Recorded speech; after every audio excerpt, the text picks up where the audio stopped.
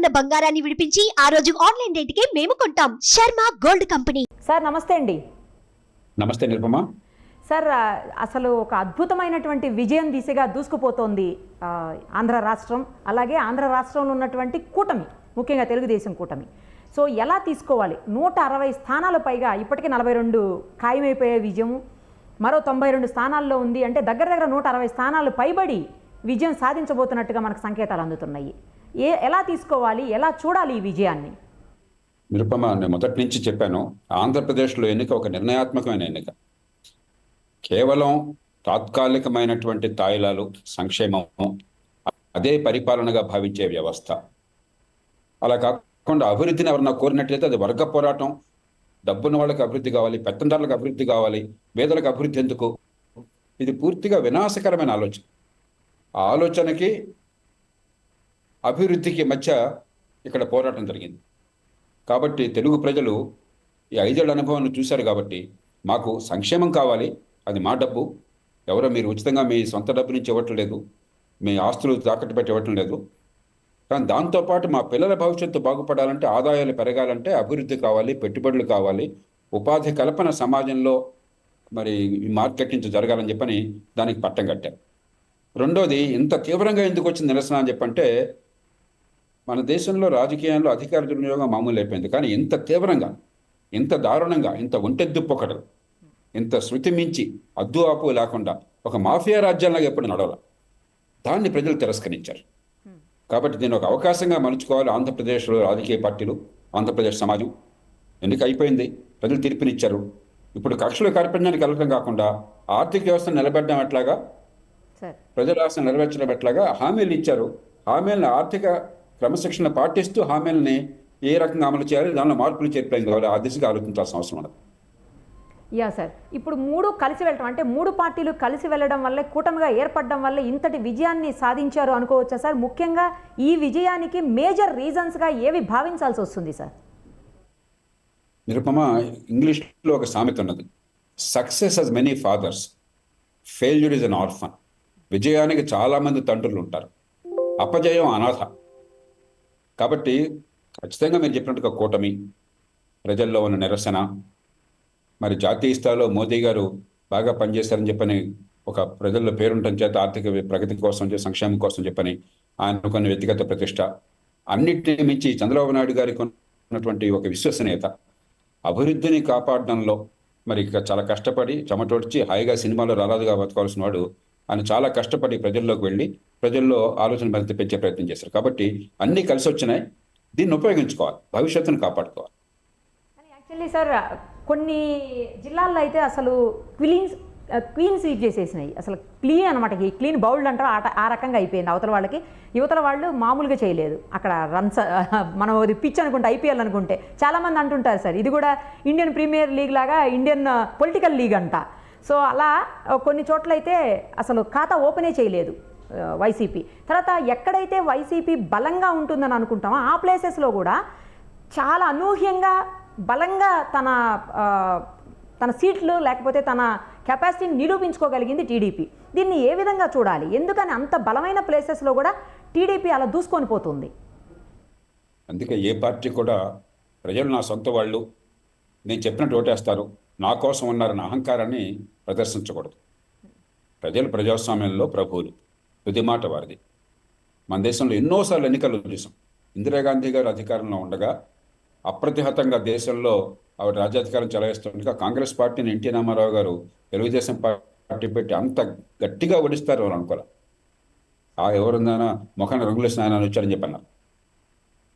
అలాగే 1994లో మళ్ళీ రెండోసారి ఒకసారి ఓటమి పాలైన తర్వాత అంత పెద్ద ఎత్తున 294 సీట్లు, 265 సీట్లు ఆయనకి కానీ, కూటమి మిత్రులకు కానీ, అలాగే రాజశేఖర రెడ్డి గారికి ఇచ్చింది. ఇవన్నీ కూడా ఏంటంటే, ఏ పార్టీ కూడా ప్రజల్ని చులకన చేయకూడదు.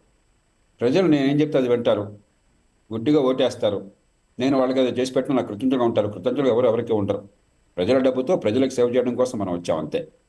అది మొట్టమొదటిది. రెండోది, మన ప్రజాస్వామ్య వ్యవస్థలో ప్రజలకు ఆగ్రహం వచ్చి అనుగ్రహం వచ్చినా పట్టలేం. అందులో ఆంధ్రులకి ఆవేశపరులు ఆంధ్రులు. ఆనాడు అనుగ్రహం వచ్చింది, బ్రహ్మాండంగా పట్టం కట్టారు జగన్మోహన్ రెడ్డి గారికి. ఇవాళ ఆగ్రహం వచ్చింది, బ్రహ్మాండంగా తిప్పేశారు. ఎంత ఎక్కువ ఆటుపోట్లు ఎందుకు వచ్చినాయంటే తీవ్రంగా వ్యతిరేకత ప్రబలింది. ఖచ్చితంగా సమాజంలో ఇది బాగోలేదు, దీన్ని తిరస్కరించాలని వ్యతిరేకత ప్రబలింది. ఆనాడు గెలిచిందేమో జగన్మోహన్ రెడ్డి గారు ఈ బాగా పెద్ద ఎత్తున సంక్షేమ పథకాలని ప్రజలకు అర్థమయ్యేట్టుగా నచ్చచెప్పి వివరించి చెప్పగలిగారు, మీకు అందిస్తామని నమ్మకాన్ని కలిగించగలిగారు. ఈనాడు అది తప్ప ఇంకేమి పరిపాలన లేదు, ఇది కాదని ఎవరన్నా కోరితే వారి పెత్తందారులు, అది వర్గ పోరాటం అన్నటువంటి ధోరణిని ప్రజలు క్షమించలేకపోయినారు. దాంతోపాటు ఒక మాఫియా తత్వం. మనం ప్రజాస్వామ్యంలో రాచరికాన్ని ఎన్నుకోట్ల, ఎవరు చక్రవర్తులు కాదు, ప్రజలు భృత్యులు కాదు, ఎమ్మెల్యేలు సేవకులు కాదు. ప్రజలకు గౌరవాన్ని ఇవ్వాలి, ప్రజల తరపున మీరు పనిచేస్తున్నారు, ప్రజలకు సేవకులు మీరంతా కూడా. అది మర్చిపోయి అహంకారంతో మొట్టమొదటి రోజు నుంచి వినాశ కార్యక్రమాలకు పాల్పడడం, మరి ఒక మాఫియాలాగా ప్రవర్తించడం, చట్టం లేనట్టుగా వ్యవహరించడం, రాష్ట్రాన్ని భ్రష్టు పట్టించడం జరగడం చేత ప్రజల్లో తీవ్రమైన ఆగ్రహం వచ్చింది. దాన్నే ఈవేళ మనం ఓట్ల రూపంలో చూసాం. ఎందుకంటే మళ్ళీ పొరపాట్లు జరగకుండా ఒక పక్కన అవినీతి కానీ, అధికార దుర్వినియోగం కానీ, అహంకారం కానీ లేకుండా ఉండాలి. రెండో పక్కన ఆర్థిక వ్యవస్థను పెంచుతారని విశ్వాసం ఉంది కాబట్టి విశ్వాసాన్ని నిలుపుకోవాలి. మూడో పక్కన ఆర్థిక క్రమశిక్షణ పాటించాలి. నాలుగో పక్కన ఈ ఆర్థిక ప్రగతిలో పేదలకు భాగస్వామ్యం కనిపించాలి.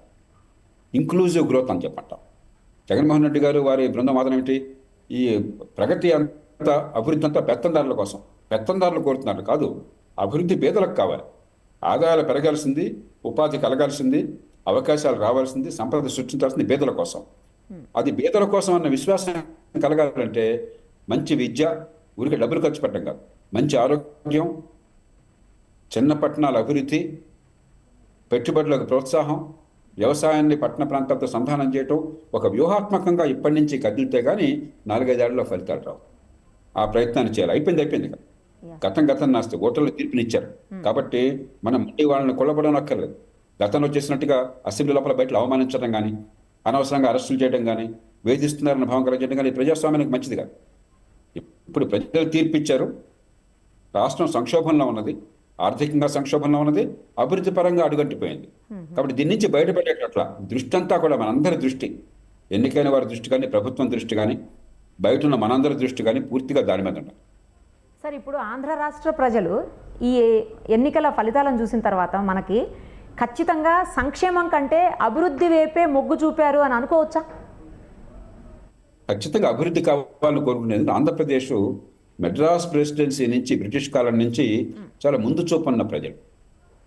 వ్యవసాయ రంగంలో కావచ్చు, వ్యవసాయంలో మళ్ళీ పళ్ళుతో కూరగాయలు లాంటి హార్టికల్చర్ రంగంలో కావచ్చు, చేపలు వగైరా ఉత్పత్తి కావచ్చు, వృత్తుల్లో విద్యలో కావచ్చు, లేకపోతే వ్యాపారాల్లో కావచ్చు, సినీ రంగంలో కావచ్చు, చాలా ముందు చూపుతో రిస్క్ తీసుకుని నైపుణ్యాన్ని చూపెట్టి వాళ్ళున్న పాఠవాన్ని ప్రదర్శించి సమాజాన్ని ముందు తీసుకెళ్లారు. కాబట్టి సహజంగానే ఒక పేదరికం అన్న సమాజంలో తాత్కాలికమైనటువంటి సంక్షేమం మీద కొంత దృష్టి మళ్ళుతుంది. అది చాలాదని చాలా వేగంగా తెలుసుకున్నారు. అది ఆ తెలుగు ప్రజల ముందు చూపాల్లో జరిగింది. దీన్ని మనం ఉపయోగించుకుని 5 ఏళ్లలోనే అభివృద్ధి, సంక్షేమం కలిసి ఉంటాయి, అభివృద్ధి లేకపోతే సంక్షేమం వల్ల బతుకులు బాగుపడడం అన్న విషయాన్ని ఆచరణ రుజువు చేయాలి. అభివృద్ధి చేసి బతుకులు బాగు చేయాలి. లేకపోతే ఏ పార్టీ వచ్చినా కూడా ఎప్పటికైనా కూడా ఈ సంక్షేమానికి అభివృద్ధికి మధ్య పోరాటం, ఒకదానికి కూడా వ్యతిరేకమైన భావన ఉంటే ఎప్పుడైనా కూడా ఒక రాష్ట్రం కానీ దేశం కానీ సంకటంలో ఉంటాయి. సరే, ఒక్కసారి దేశవ్యాప్తంగా చూసుకున్నప్పుడు ఎన్డీఏ కూటమికి ఇండియా కూటమి కూడా చాలా గట్టి పోటీ ఇస్తోందని అనుకోవాలి. ఎందుకంటే 300 లోపల సీట్లలోనే ఆధిక్యంలో కనిపిస్తోంది. వాళ్ళు కూడా, అంటే ఇండియా కూటమి కూడా దగ్గర 220 నుంచి 30 సీట్ల మధ్యలో వాళ్ళు ఆధిక్యంలో కనిపిస్తూ ఉన్నారు. దీన్ని ఎలా తీసుకోవాలి, ఎలా అర్థం చేసుకోవాలి? దీనిలో 3 విషయాలు ఉన్నాయి మనకి నిరుపమ.